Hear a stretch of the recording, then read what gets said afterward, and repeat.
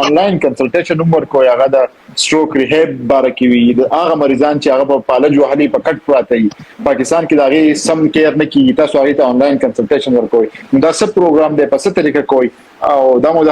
یو کې برتانیې نه راوړی دی که پاکستان نه وزد کړی دی کله څه کیسه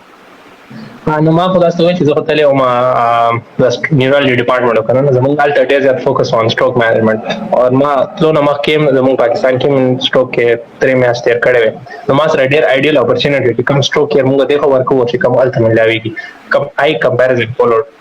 ما دا موقع ملاوه شو نو آی کې ډیر زیات ګیپس دي زموږ سټروک مینجمنت سي مریض راشي ایمرجنسي ته موږ ورته یو ګولې ولیکو اسپرین ګولې اسکارډ ګولې ملاويږي بس دا والا ته ټیک شي. This is not how you manage stroke. Stroke چې ته proper rehab وکړې کنه الته داسې کسانو چې stroke شوی او هارت stroke شوی وای اوس بالکل نارمل ژوندۍ آی لیف کوي لګا نو stroke management دا نه چې ته ورته ګولې ورکوي ورته لاټه because ګولې دا چې کوم میډیکیشن موږ ورکو it is only to prevent another stroke. دې سره دې current stroke rehab نه کیږي نو دا ما الته ډیر زیات او کته چې rehab program ډیر خو چې rehab programs کې he focus on diet, exercise, sleep और دا हर पेशेंट ته خپل جوړې دو مطلب اوس یو دو مریضان دي دوه 50 year old دي او یو ته لیفت سایډ ویکنس دومره دي چې بالکل لاس نشي خوځولې او یو ته صرف دومره دي چې ته چکر راځي نو د دې به یو شانت ریهاب پروګرام نو چې بتا ته بس یو هر چا ته یو پیج اور کې بس دا ایکسرسایز کوي ته ټیک شي آی ته خپل نیډ مطابق و جوړې دو نو آی کې ډیر زیات فرق اور دا امپلیمنٹ کول هم دومره ګران نه دي صرف ایجوکیشن پرووایډ کول کنه مریض ته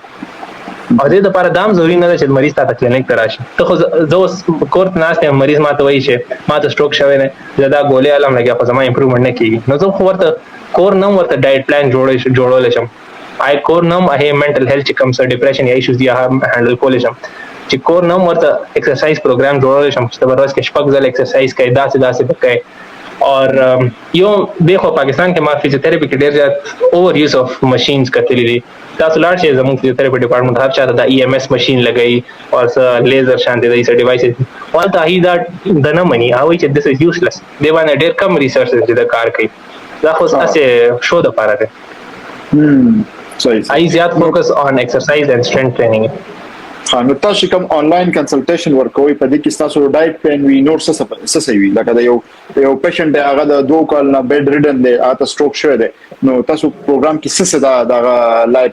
کم ایکسپیکټ ټارګټ کوی چې هغه نو زمو ټارګټ از ناٹ سمون چې 2 ایئرز نو سټروک شوی دی او هغه بیډ ریډن دی زمو ټارګټ هغه چې کوم مریض ته شپږ میاشتې کې او سټروک شوی نه بیکاز هغه چانسز اف ریکوری دی او زه تاسو وایم چې تا مریض 2 کال نه بیډ کې دی او زه بتا دا چې پروګرام ورکوم چې دا به درې میاشتې پس به پاسي اور ګرځي به دیٹ از فالس دا بالکل هم زما اراده نه ده زما اراده صرف دا چې کم شپږ میاشتې شوی دی مریض ته آی چانسز دی ریکوری والا نو آی کې صرف ډایټ پلان نه یوزلی چې کوم میډیکیشن ملاويږي هغه مریض ته ایڈجسٹ کولی آی کې بلډ پریشر کم سټروک کم وجه نشوي اکثر بلډ پریشر اوچتي شوګر زیاتی یا نور څه وجوهات دي نو هم موږ ټریټ کوو هغه هم کو